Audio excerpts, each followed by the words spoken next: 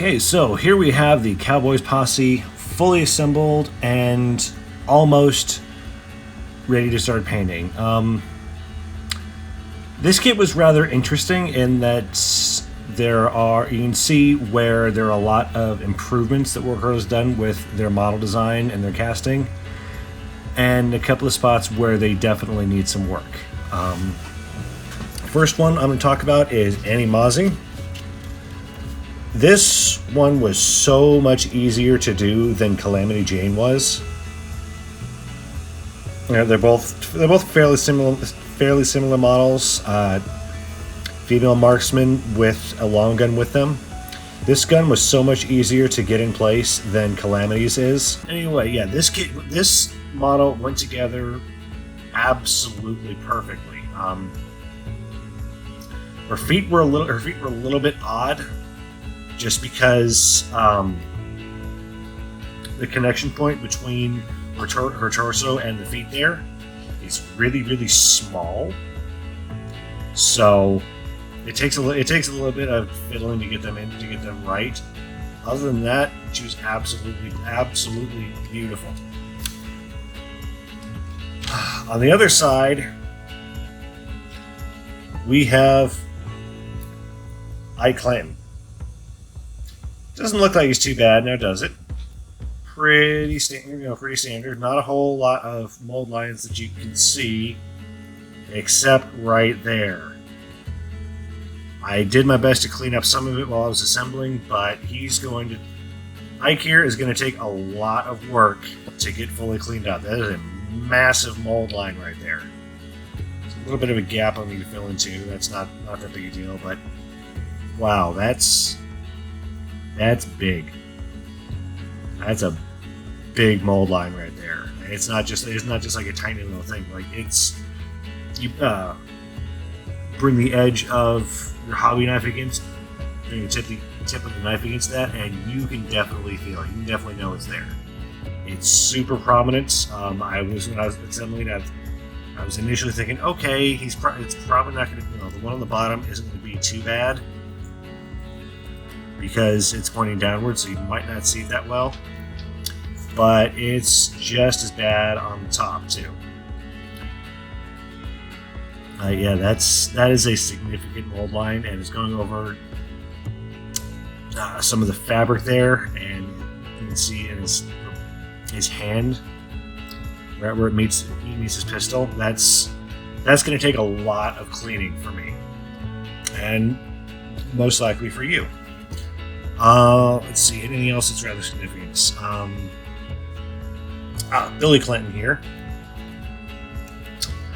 When you're going to assemble him, I would recommend saving the head for last,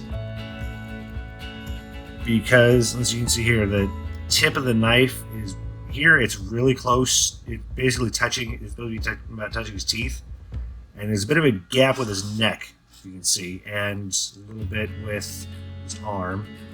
Yeah, I would recommend getting his head on last, so that you know about how much trimming and fitting you'll have to do with his neck to get everything completely flush.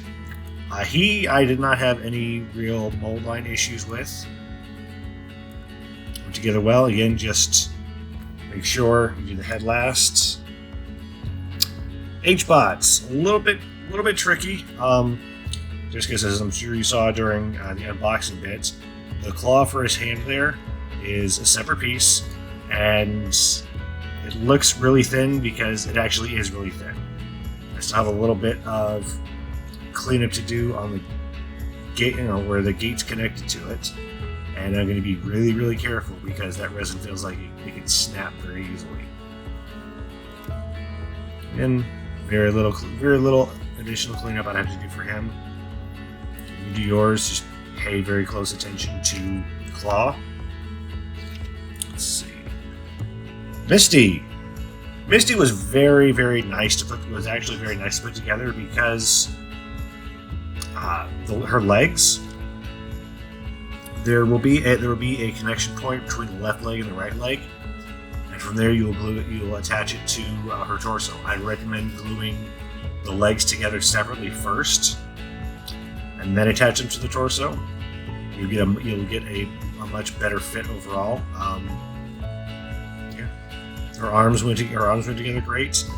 The only issue I have, which is something that I've noticed comes up a lot, particularly with the female models, is there's not a whole lot of surface area to attach the model to the base itself, because her feet are naturally pretty small.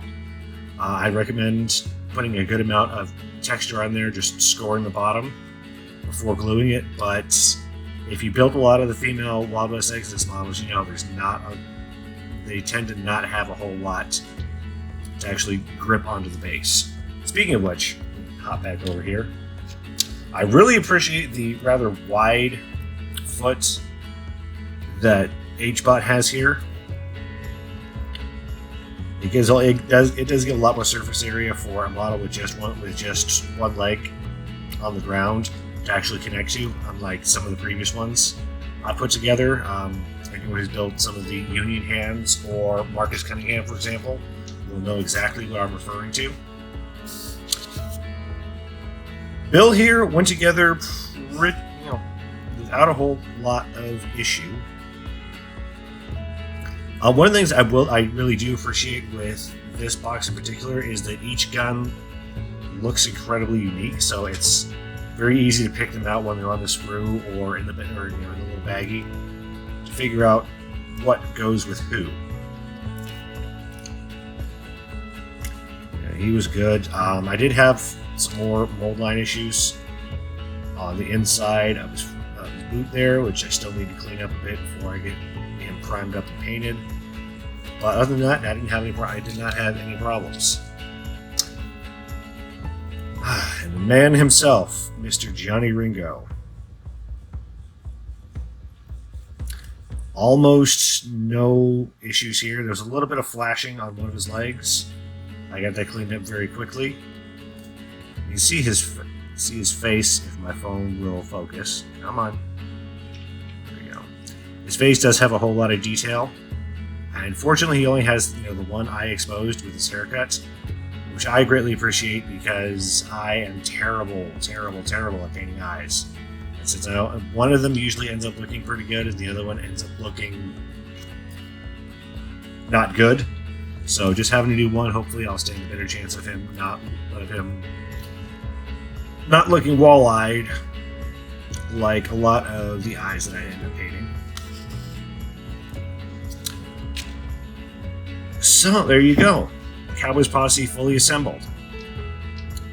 Quite a few big steps for War Cradle model design, and a couple of regressions here and there. Something to keep in mind when you get yours built up. So next time we talk, we'll be looking over the tactics and the best ways to use the Cowboys Posse in the Wild West Exodus game.